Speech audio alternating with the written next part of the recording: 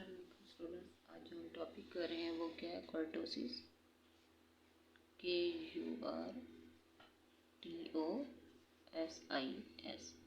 Kurtosis होता है।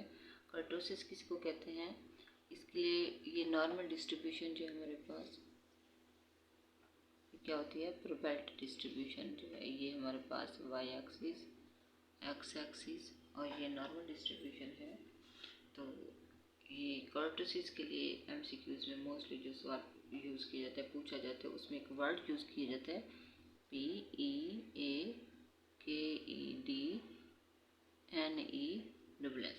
पीकिडनेस, उसकी ऊंचाई, ठीक है, उसको मालूम करने के लिए वो किया जाता है कि इसमें कितनी हमारे पास कर्टोसिस के लिए ये पीकिडनेस ऑफ द प्रोबेल्ट डिस्ट्रीब्यूशन जो है एक वेरिएबल है, वो कितना, उसकी पीक कितनी ज़्यादा है कम है, उसके लिए कर्टोसिस की 3 टाइप्स होती हैं। लेप्टो कर्टोसिस, दूसरी है प्लेटी,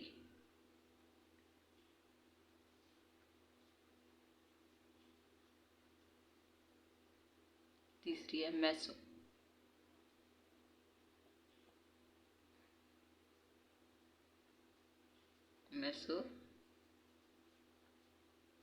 कर्टोसिस, ठीक है।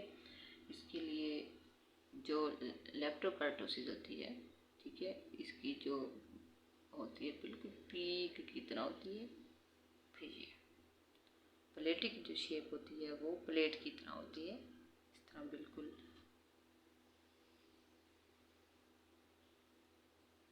सेंटर में आनी चाहिए।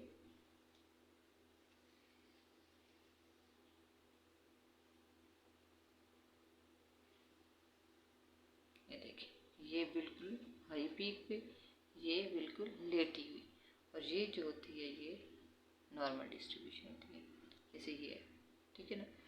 लेप्टो की पीक बहुत ज़्यादा होती है, प्लेट की तरह होती है, और ये इस तरह फ्लैटर होती है, ये क्या होती है? फ्लैटर होती है, ठीक हो गया।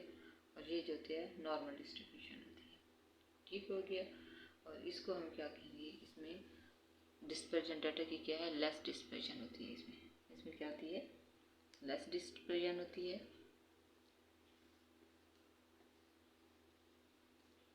डाटा की डिस्पर्जन इसमें क्या होती है? लेस डिस्पर्जन होती है। इसमें हाई डिस्पर्जन होती है। डाटा की क्या होती है? हाई डिस्पर्स होते हैं, डाटा हाईली डिस्पर्स होते हैं। इसमें नॉर्मल, इसमें क्या होता है? नॉर्मली डाटा डिस्पर्स होते हैं, ठीक है। और जो हमारे पास लेप्टोकर्टिक है, इसको हम क्या कहेंगे? इसको हम पॉजिटिव कहेंगे, इसको नेगेटिव कर्टोसिस कहेंगे, ठीक है। ये जो हमारे पास लेप्टो है इसको हम पॉजिटिव कर्टोसिस, ये जो प्लेटी है इसको हम नेगेटिव कर्टोसिस भी हम इसको कहते हैं, ठीक हो गया। अब इसका फार्मूला देख लेते हैं। इसको मालूम करने के लिए जो हम फार्मूला यूज़ करते हैं, इसके लिए कर्टोसिस को मालूम करने के लिए जो फार्मूला हमारे पास यूज़ किया जाता है उसे कहा जाता है fourth standard movement.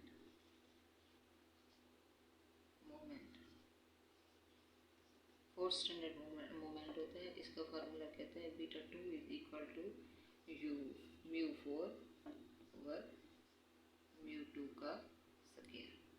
Mu 4 over mu 2 का स्क्वायर है, ठीक है। इसको कौन सा फार्मूला कहा जाता है? फोर्थ स्टैंडर्ड मूवमेंट कहा जाता है, ठीक है। अगर क्या हो, इधर बीटा 2 की वैल्यू, अगर बीटा 2 की वैल्यू ग्रेटर देन 3 आ जाए, इक्वल टू 3 आ जाए, ग्रेटर देन 3 आ जाए, लेस देन 3 आ जाए। अगर बीटा 2 की वैल्यू ग्रेटर देन 3 आ जाएगी तो ये लेप्टोकर्टिक होगा। अगर इक्वल टू 3 आ जाए तो ये इक्वल टू नॉर्मल है, मेसो। और लेस देन 3 आ जाए तो प्लेटी, ठीक हो गया। Beta 2 is equal to mu इसको कहा जाता है, इस मेजर को फोर्थ स्टैंडर्ड मोमेंट। और अगर इसकी वैल्यू ग्रेटर देन 3 आ जाए तो उसको लेप्टोकार्टिक, अगर इक्वल टू 3 आ जाए तो मेसोकार्टिक, अगर लेस देन 3 आ जाए तो उसको प्लेटिकार्टिक कहते हैं। ठीक हो गया, ये मेरे पास है।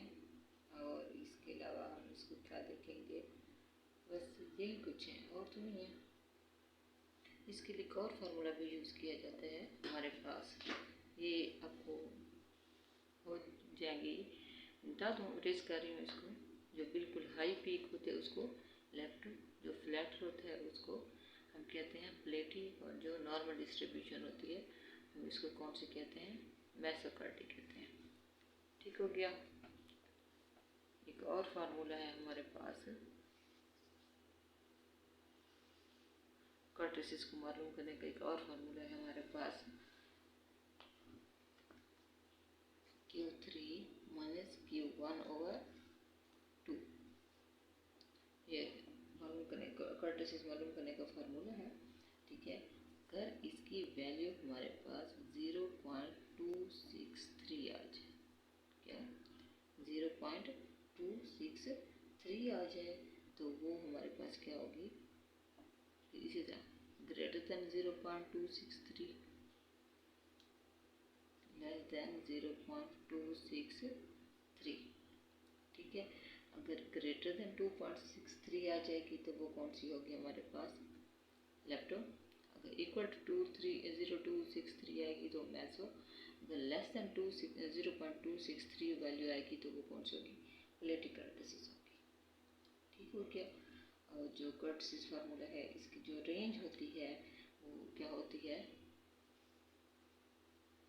इस फार्मूले में इसकी जो रेंज होती है 0 से 0.5 के दरमियान होती है।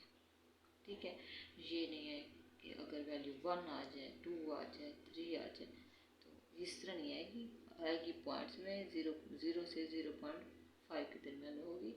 अगर इसकी वैल्यू 0.263 से बड़ी वैल्यू आ जाए तो इस फार्मूले की वैल्यू बड़ी आ जाए तो वो कौन सा होगा, लेप्टो। अगर इक्वल टू 0.263 आ जाए तो वो होगा मेसो, और लेस देन आ जाए तो वो होगा प्लेटिकार्टिसिस होगा। ठीक हो गया। इसकी जो होती है, ये दो तरीके हैं कर्टिस को मालूम करने के, एक क्वार्टाइल फार्मूला और फोर्थ स्टैंडर्ड मोमेंट। ठीक हो गया, ये हमारे पास थी कर्टिसिस को हमने देखने के लिए। ये मेसो नॉर्मल डिस्ट्रीब्यूशन है, मेसो। ये हमारे पास आ गई लेप्टो,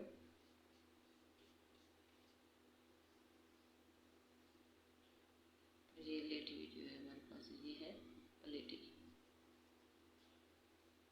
प्लेटी आ गई। ये 3 शेप्स हैं हमारे पास नॉर्मल डिस्ट्रीब्यूशन की, इनको हम इकट्ठा अगर कर लें तो ये कैसे बनेगी,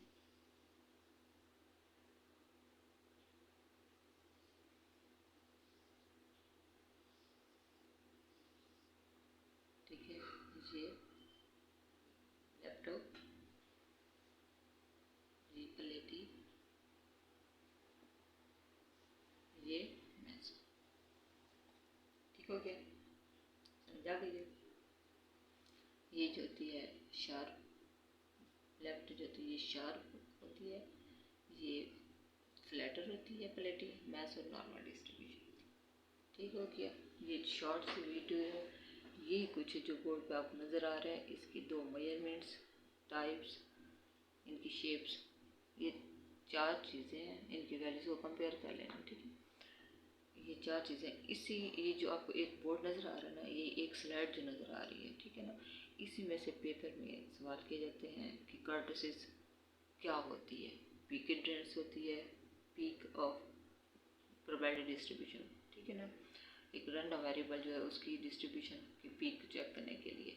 टाइप्स कौन सी होती हैं, फार्मूला क्या होता है, quartile formula, fourth standard formula, shapes, range, ये होते हैं। इसके अलावा कोई सवाल नहीं आते, ये शॉर्ट टॉपिक है और बड़ा इंपॉर्टेंट टॉपिक है, होपफुली आपको समझ में आए। ओके, अल्लाह हाफिज़।